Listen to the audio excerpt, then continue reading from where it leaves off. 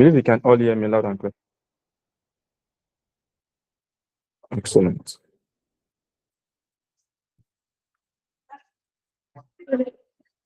So, mm,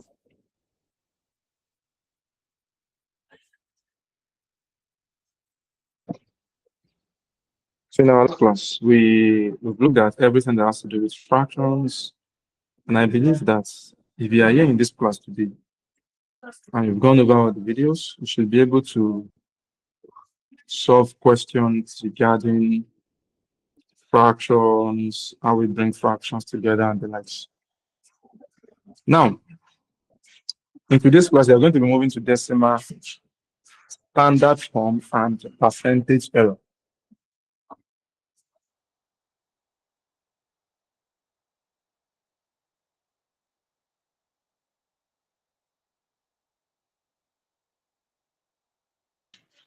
So under decimals, I was actually looking at what exactly do I want to explain to you guys under decimal.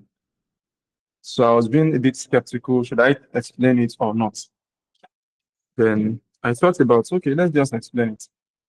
Before I was thinking that it was just going to be a waste of time, a waste of precious time.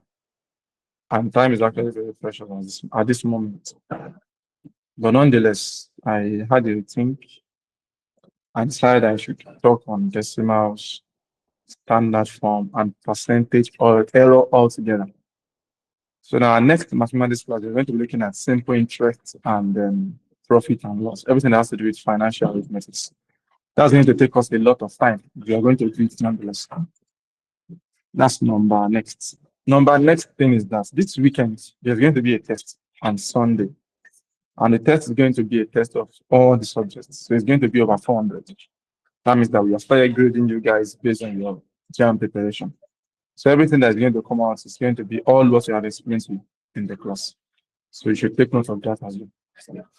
So when we say decimal, I'll be talking about approximation as well under this decimal. So we'll be talking about significant figure and decimal places.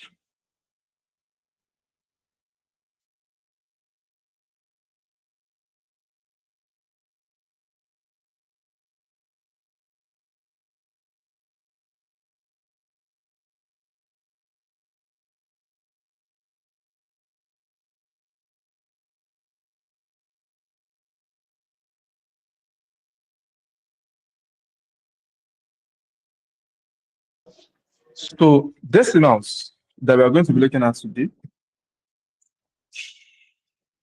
So just revising the questions quickly, so that we can look at exactly what we need to do. So there's nothing really big on decimals. In fact, most of it, I would just advise that you use calculators if calculators can do the work. So you don't need to stress yourself. Again, you have to know when to work hard and when to work smart. So using the calculator for decimal means you're working smart. Do you understand? So the first example I'm going to bring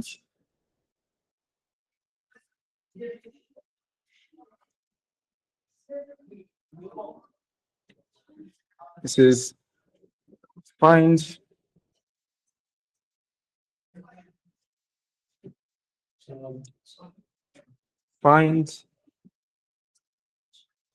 correct to 3 decimal places 1 over 0.05 divided by 1 over 5.005 minus into bracket 0.005 times 2.05. This one is very clear. So I will just reduce this one. I will reduce this side by, oops. I'll reduce this side by using a calculator. So you don't need to stress yourself on this. Although I'll still explain to you how to multiply decimals actually. But again, for now, you can do 0.005 times 2.05. And that gives us a 0.01025. 0.01025.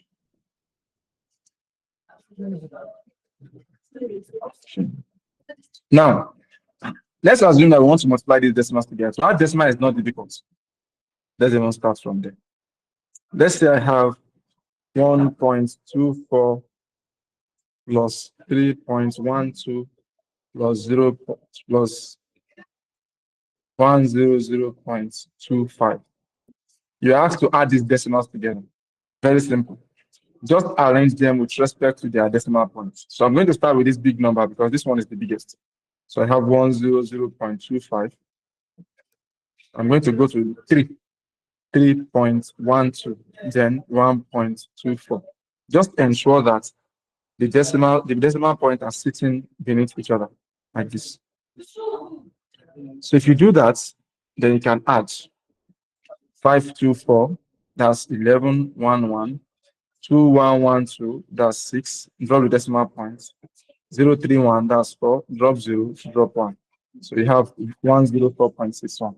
The way you add is the same you subtract, so it's not actually difficult. But we want to multiply, so let's take this example of multiplication, 0.005 times 2.05. So when you want to multiply decimal numbers, you have to neglect this decimal point. Just neglect it and do your thing. 5 times 5, 25, 5, write 2. 5 times 0, 0, drop the 2. 5 times 0, 0, 5 times 0, 0. 0, 0, you start from the second digits. 0 times 5, 0, 0 times 0, 0, 0 times 0, 0, 0 times 0, 0. Then go to the next one. 2 times 5, 10. Move to the next digit, 10. Write 0, keep 1. Times 0, drop 1. Times 0, times 0. Then you now add.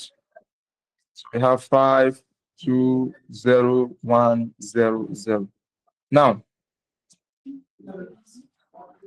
I'm actually sharing my screen. If you can see my screen, then it will most likely be your network. Who else can see my screen?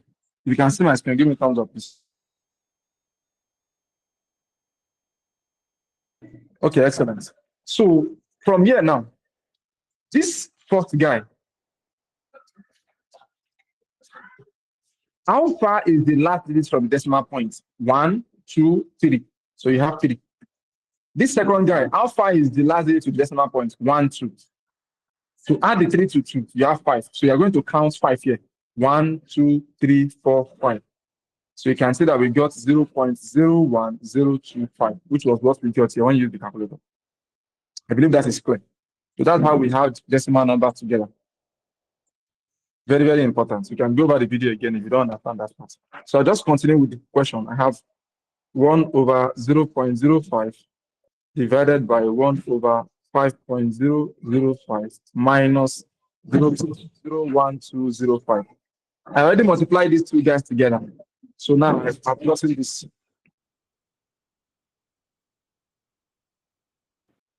So from here now, we can continue. Now, if you have something like this, you can quickly press calculator as well. You can do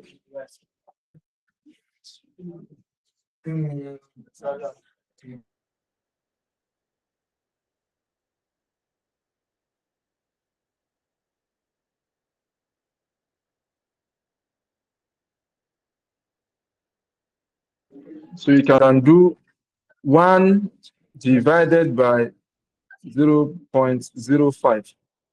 You have 20. Do 1 divided by 5.005. You have 0.1998. 0.1998 minus 0.01205. You can divide the first two guys following order of operation. You have to do division first. So 20 divided by that. 20 divided by 0.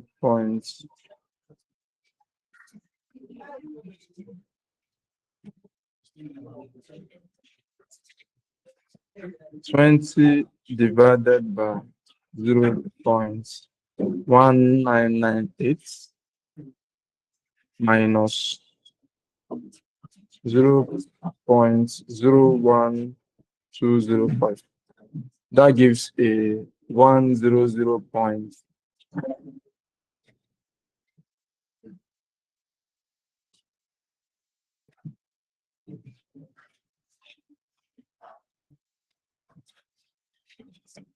One zero zero point 088. The question says to leave it in 3 decimal place. So it means that after the point, we want to see 3 values. That's the meaning of 3 decimal place. After the point, 3 values, which is this. Now, there's a way you can go from here as well, if you decide not to use calculator. Because Jambo allow you to use calculator. That's why I'm using calculator to show you. So from here now, you can do 1 over, if I have 0.05, 0.05 actually means 1, 2. So that will make it 5 over. Now, if I have 0.05, we can express this decimal as a fraction, as well as we can express fractions as a decimal. So how do we represent decimals as fractions? You have to count that decimal point. Count it to the last number. Move it. 1, 2. So that would be 005 over. How many times did you move it? 2 times. So you have to add 2 zeros. But 2 zeros before a number is not significant. It doesn't make sense. So we can just remove these 2 zeros and say we have 5 over 100. So this 0.05 is equivalent to what? 5 over 100. So we have 1 over 5 over 100. Now, this 1 over that is here is signifying something. I will show you. But it means 1 divided by 5 over 100. And you remember how we divide fractions. So you keep this one, you change the division, and you flip the right-hand side. So you're going to have 1 times 100 over 5. So 100 over 5 is 100 over 5. And 5 here, 1, 5 in 100 is 20. All this step here, you can skip it by just flipping here, straight. Just take 100, drop 5 down, and remove the 1. So you have what? You have a 100 over 5. 5 here, 1, 5 in 100 is 20. So we could have skipped this step. Instead of doing 1 over 0.05, we could have just done 1 over 0.05 is 5 over 100 divided by 1 over this one, 1, 2, 3. So that will be 5,005 over 3 zeros minus 0.01205. So this one, because of the 1 over, it is reciprocal. So you can remove the 1 and flip 100 over 5. So 100 over 5 divided by this one too. Take 1,000 off, drop 5 over it. So 1,000 over 505 minus 0.01205. So 5 here, 20. Or you can keep this and still say you have 100 over 5. Keep this, change this, then flip this. So you have 100 over 5 times 5,500 over 1,000. So all of this will cancel this. Then 5 will cancel this. That's 1001 over 10. So the over 10 means 1,001 over 10 means 100.1. So you put 1 point. So everything here is 100.1 minus 0.01205. And you can subtract this also without using calculator. How? 100.1 minus 0.01205. So put 0000 here so that it will make sense. Now start borrow from this one. This one becomes 0. And this becomes 10, 9. Borrow again, 9. Borrow again, 9. And this becomes 10. 10 minus 5 is 5. 9 minus 0 is 9. 9 minus 2 is 7. 9 minus 1 is 8.001. So to 3 decimal place, we need 3 numbers after the decimal point.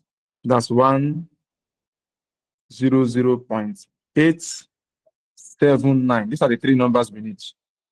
But if you approximate 879, because this 5 is up to approximation value. For you to approximate, a number must be from 5 to 9. If it is from 5 to 9, change it to 1. And you add it to the previous number before it. If it is from 0 to 4, you change it to what? To 0, so it will not count. So after the approximation threshold, which is 3 decimal place, 1 decimal place, 2 decimal place, 3 decimal place, The number after it is 5, so it falls on this value here. So you're going to change that to 1, and you add 1 to 9. When you add 1 to 9, 9 becomes 10. You have to add that 10 to this 7, so it becomes 8. So your answer should be 100.880. 3 decimal place. You must see this 0. Because it's 3 decimal place, this 0 counts, and you must show it. Do you understand? Yes, sir. Excellent.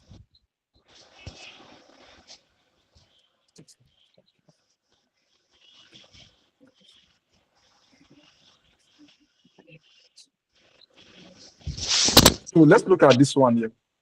The question we solve now is 1991, question 3. So let's look at 1998.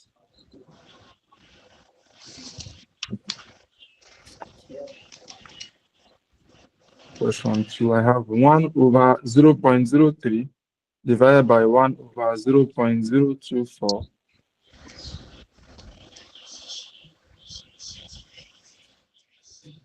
all raised to power minus 1. So this one is actually very simple. They want to express this in 2 decimal place. So 2 decimal place means after the point, we must see 2 values. 3 decimal place means after the point, we must see 3 values. 1, 2, 3. 2 dp, 3 dp. So here I'm going to have 1 over, you can use calculator for this as well. Let's use calculator and I'll tell you the final answer. Straight.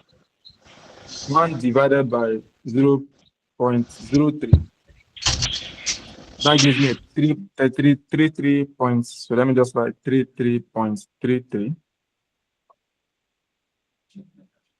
divided by, then what is 1 over 1 divided by 0.024, 41.6, 66, approximately 67. So now let's divide. 33.33 divided by 41.67. That gives 0.79985. 0.799856856. So we've solved everything in the brackets to this. So we'll just put the bracket here. This minus 1 here means 1 over this whole thing. Do you understand? Just like indices. So we'll just say 1 over that value. So 1 divided by 0.799856. And that gives you 1.25.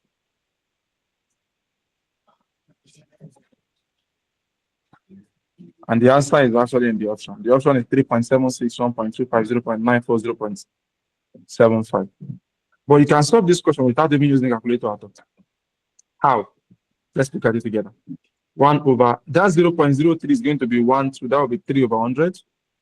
Divided by 0.024 is going to be 1, 2, 3. 1 over 24 over 1000. Everything is per minus 1. So this one here, remember there's the 1 over, so it's reciprocal. You just do 100 over 3 divided by this one too. 1000 over 24. Everything is per minus 1. So do the inner bracket. 100 over 3 times 24 over 1000 raised to power minus 1. So this cancels this. 3 here 1. 3 in 24 is 8. So I'm going to have a 8 over 10 raised to power minus 1, which is 10 over 8, which is 2 here 4, 2 here 5. So 4 in 5 is 1 point. Remainder 1. In 10, 2. Remainder 2 in 25. 1.25 is the answer. So you can use calculator, you can also decide not to use calculator. So both are correct. So I'm going to write some questions quickly on my screen so you guys can quickly solve it. 1 more minute each, please. Like I said, decimal questions are actually very simple. I was contemplating doing them or not. 0.00. Sir, Yes, go ahead, please. please, I don't understand your final answer as you get 1.25. Okay. So here I have 8 over 10. So this negative one just means reciprocal. It means just flip it. So it's going to be 10 over, 10 over 8. yeah, it's going to be 10 over 8.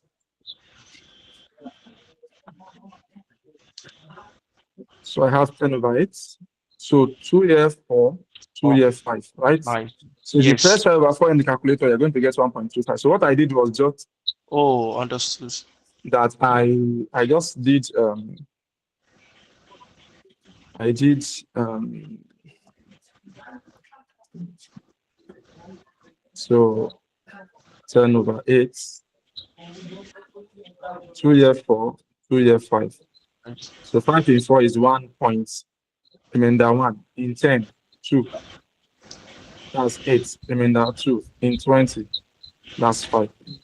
So that was how I Oh, got that. understood, sir. Thank you much. You're welcome. Are you an able guy?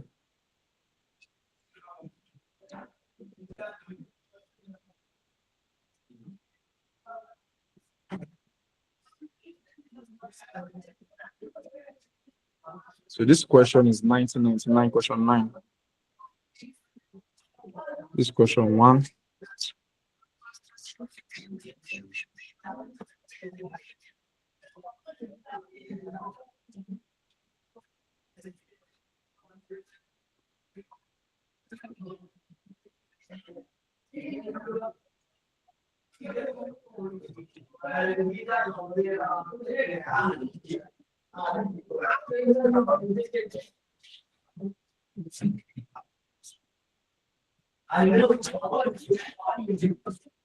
Question 1.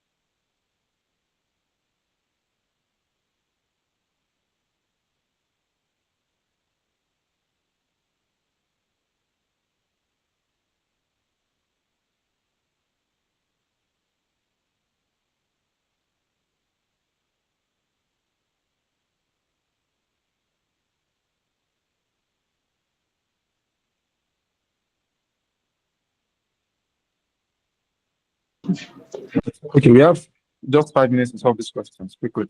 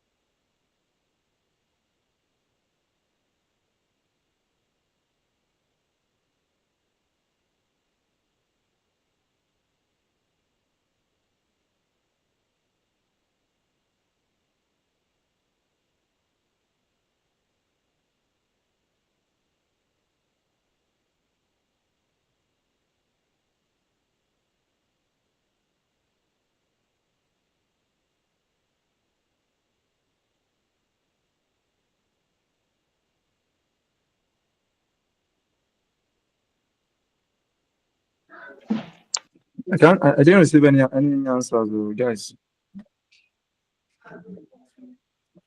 Number one, only question one. B, B, C. Okay. So that question too. Under is it sound 7 in brackets? brackets, 0.02. Okay, sir.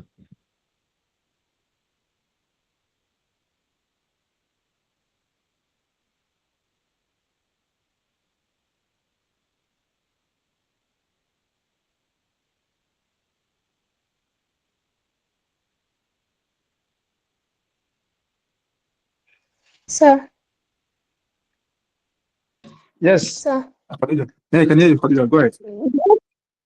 do you picture for the answers for the options for number 4? Yes. Is the first one 100.62 or 02? 0.02, 100 point. Okay, sir. yes. Okay, sir.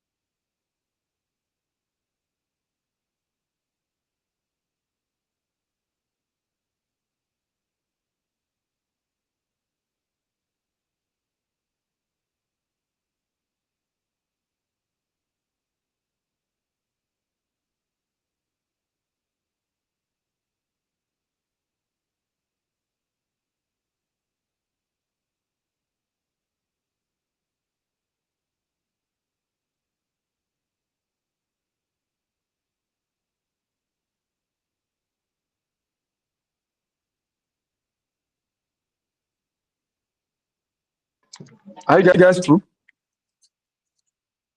So all this work are calculation work. They are calculator work. So you can actually use calculator to do them. So you can come back to them later. Let's move to percentage error and significance figures. So I have a question in 1983.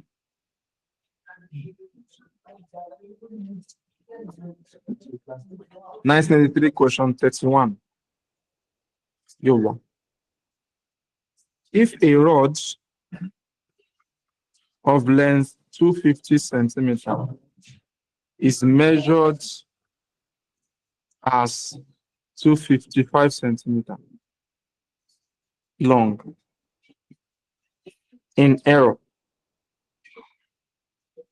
what is the percentage error in the measurement?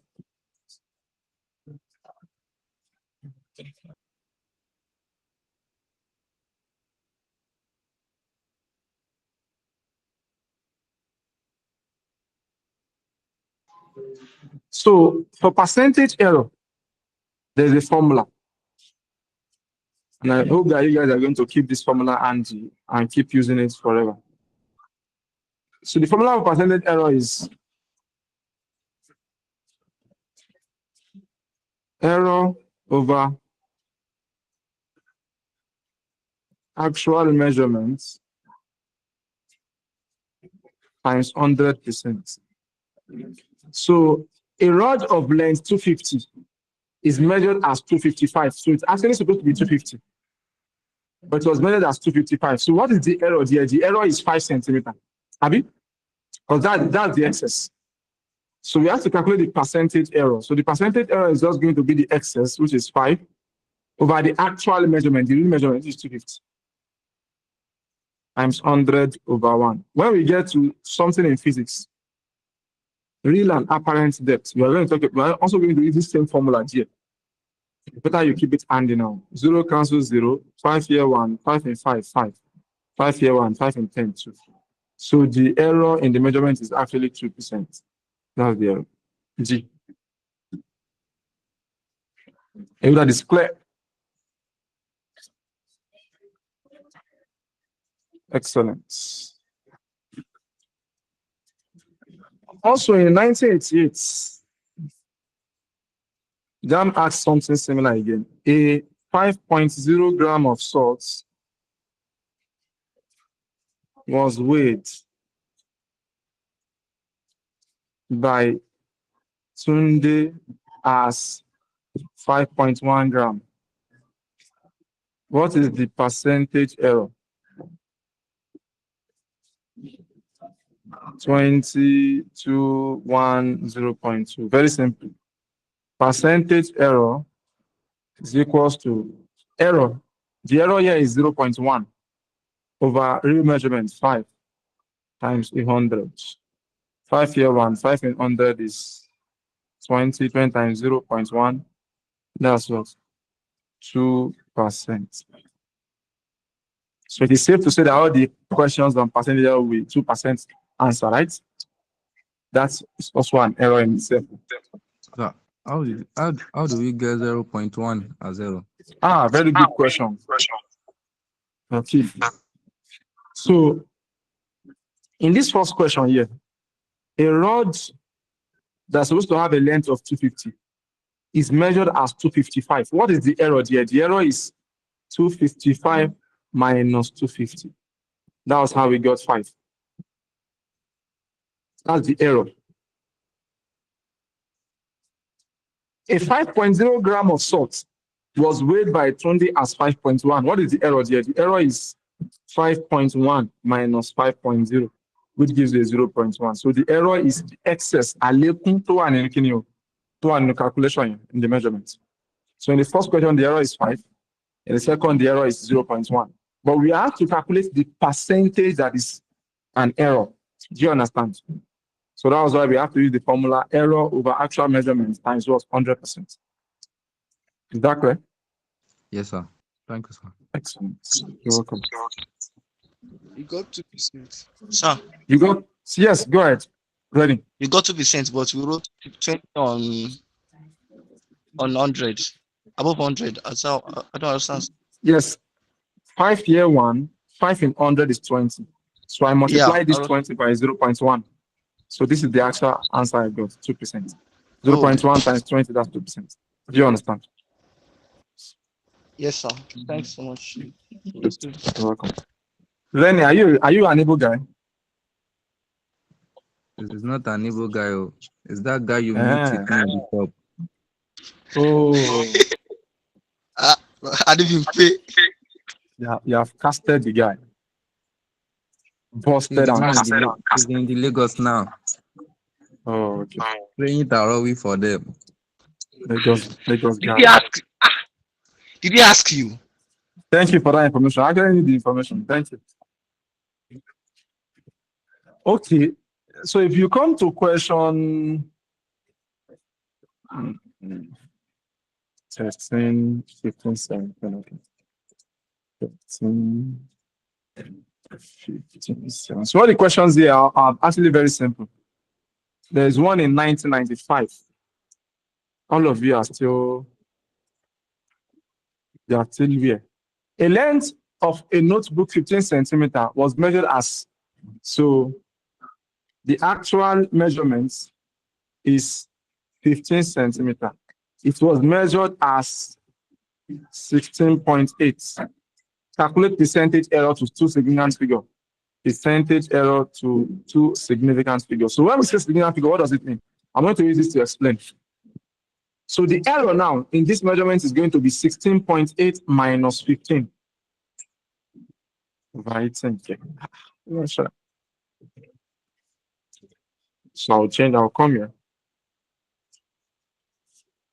I have 16.8 minus 15, which would give a 1.8. So 1.8 over actual measurement, which is 15, times 100 over 1. So that would be 1.8 times 100. That would be 180 over 15. And that would give us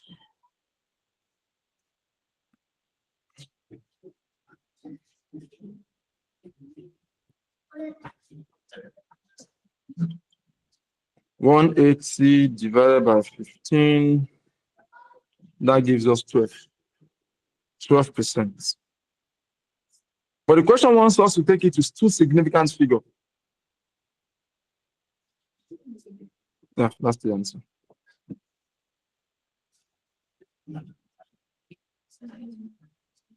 So all the questions I'm passing here are actually very simple, and they just look like this same thing that we have discussed. So let's move to something else that has to do with decimal and then these jargons. So this question here is very straightforward. It says, write down the number 0.0052048 to three significant figures. Now, when we say significant figure, a significant figure is a number, a whole number. For example, in this case now, three significant figure means we just want three values, starting from the non-zero. So these ones will not count. So anything significant is going to start from this 5, 2, and 0. So if you look at the options here, they are going to twist your heads so that you can pick a wrong option. Option B, 0.0052. Option C, 0.00520. Option D, 5.2048. Outrightly, you can say that this one is wrong. Three significant figure means we only want three digits that are what? Non-zero. So if you pick this one, you are wrong. If you pick this one, you are wrong. This is the three significant figure, 5, 2, and 0. So the 0 that finds itself after a whole number is significant. You understand? So these are the three significant figures. 0.00520.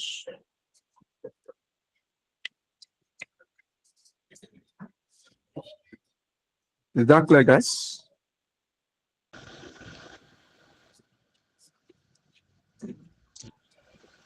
It says correct each of the numbers 59.81798 and 0.0746829. So 3 significant figures and multiply them. Give your answers in 3 significant figures. So you have to convert this one to 3 significant figure first. This one to the same thing.